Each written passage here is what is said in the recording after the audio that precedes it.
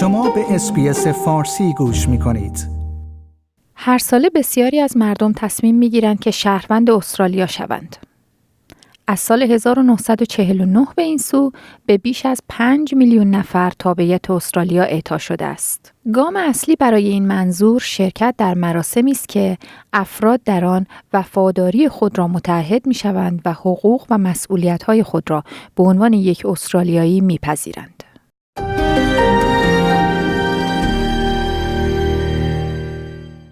روبی فودر نماینده یا مشاور در یک آژانس مهاجرتی مستقر در بریزبین است.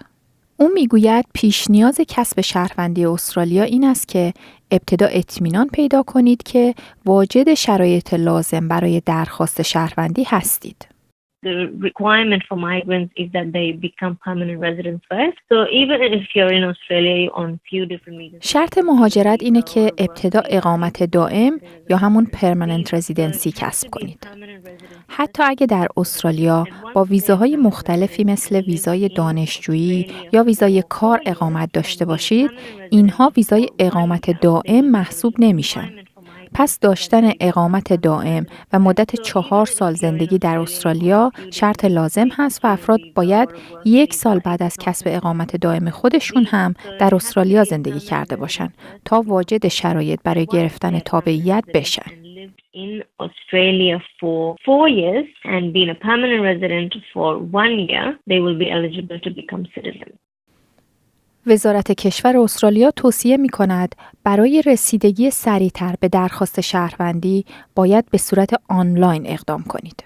به گفته دیمن کلنه از امور خانواده و شهروندی این وزارتخانه، برای بیشتر متقاضیان میانگین زمان پردازش و رسیدگی به درخواست تابعیت 14 ماه است. متقاضیان همچنین برای نشان دادن دانش خود در مورد استرالیا و درک امتیازات و مسئولیت‌های خود به عنوان شهروند باید در آزمون شهروندی استرالیا قبول شوند. این آزمون در واقع بررسی اینه که آیا شما در یک سطح ابتدایی با زبان انگلیسی آشنایی دارید و آیا میتونید آزمون رو با یک سیستم رایانه‌ای انجام بدید که اینا یک روند نسبتاً سرراست و ساده است و در مجموع حدود نیم ساعت طول میکشه.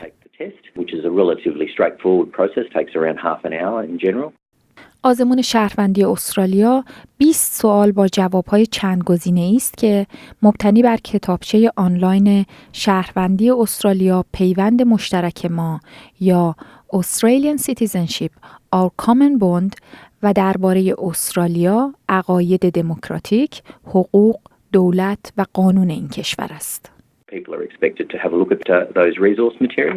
از مردم انتظار میره که برای آمادگی شرکت در این آزمون نگاهی به مطالب موجود در منابع بیاندازند و بعد از اطمینان خاطر در آزمون شرکت کنند. بر همین اساس بیشتر افراد در آزمون با نمره 75% قبول می شوند. در سال 2018-2019 بیش از 125,000 نفر حداقل از 200 کشور دنیا شهروند استرالیا شدند. به گفته آقای کلنه، در صورت عدم موفقیت در آزمون می توانید در همان روز مجدداً آزمون را انجام دهید یا زمان دیگری را برای انجام دوباره آزمون رزرو کنید، به خصوص اگر به زمان بیشتری برای آمادگی نیاز دارید. همچنین برای انجام مجدد آزمون لازم نیست هزینه‌ای بپردازید. افراد بالای 60 سال، کودکان زیر 16 سال، کسانی که اختلال شنوایی، گفتاری یا بینایی دارند و افرادی که ناتوانی جسمی یا روحی دارند لازم نیست که در این آزمون شرکت کنند.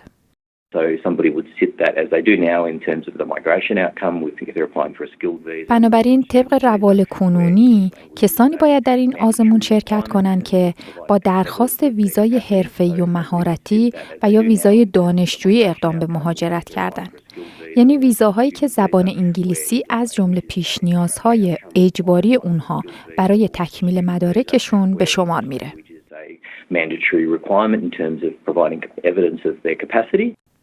در گام بعدی پس از درخواست تابعیت، متقاضیان طبق قانون موظفند برای یاد کردن سوگند شهروندی استرالیا در مراسم شهروندی شرکت کنند. 2 نسخه از این سوگندنامه وجود دارد که یکی با ذکر نام خدا و دیگری بدون آن تهیه شده است. Taking the pledge is a part of being a commitment as the final step in officially becoming an Australian citizen. این سوگندنامه در واقع آخرین مرحله برای رسمی شدن شهروندی استرالیا و بخشی از این تعهده. بنابراین برای اکثریت قریب به اتفاق مردم، ادای این سوگند الزامی هست و به این ترتیب وفاداری خود را به استرالیا نشون میدن و مسئولیت و امتیازات شهروندی استرالیا رو میپذیرن. همچنین این تعهد به معنای عضویت فعال افراد در جامعه ما نیز هست.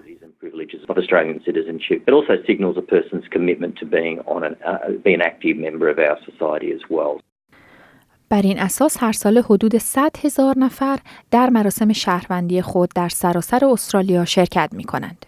بیشتر این مراسم‌ها توسط شوراهای شهر برگزار می شود و عموماً بین 1 تا 2 ساعت به طول می انجامد. به طور معمول 3 تا 6 ماه طول می کشد تا متقاضیان پس از تایید درخواست شهروندیشان به مراسم شهروندی و ادای سوگند دعوت شوند. The Mayor or Lord Mayor or the Chief Executive Officer of the Council, who's the presiding officer, is required to read the preamble which is specified within the Citizenship Act. در این مراسم شهردار یا مدیر اجرایی شورا که رئیس آن محسوب میشه موظف هست که مقدمه رو بخونه که این مقدمه در قانون شهروندی مشخص شده و اطلاعات بیشتری رو به کلیه شرکت کنندگان در مراسم شهروندی ارائه میده. همچنین پیام خوشامدگویی به کشور یا به ملت و پیام وزیر خونده میشه، سرود ملی نواخته و خونده میشه و سپس شرکت کننده ها در مراسم سوگند یاد میکنند. The minister's message is read, the anthem is played, and then there's the pledge that is made by those who are attending. روبی فودر قبل از اعطای تابعیت در یک منطقه حاشیه‌ای کوئینزلند تحصیل و کار کرده است. I actually had my citizenship ceremony on Australia Day. I wanted to do it on Australia. در واقع مراسم شهروندی من در روز استرالیا برگزار شد. من خودم می‌خواستم این مراسم رو در روز استرالیا 26 ژانویه انجام بدم. لحظه واقعاً افتخارآمیزی برام بود. نام من فرا خوانده شد و اونها یک گواهی به من دادن و گفتن شما شهروند استرالیا هستید و به این جامعه عالی تعلق دارید. My name being called out and they give you a certificate saying if you're Australian citizen as of now you belong to this awesome community.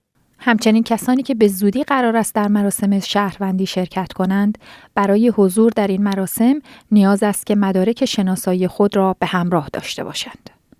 What's expected is that when somebody turns up at the ceremony, the council or انتظار میره که وقتی شخصی در این مراسم حضور پیدا میکنه، اعضا یا کارمندان شورای شهر هویت شخصی اونها رو بررسی کنند و بر این اساس بیشتر افراد گواهینامه رانندگی و یا گذرنامه خود رو به عنوان مدارک شناسایی به همراه دارند.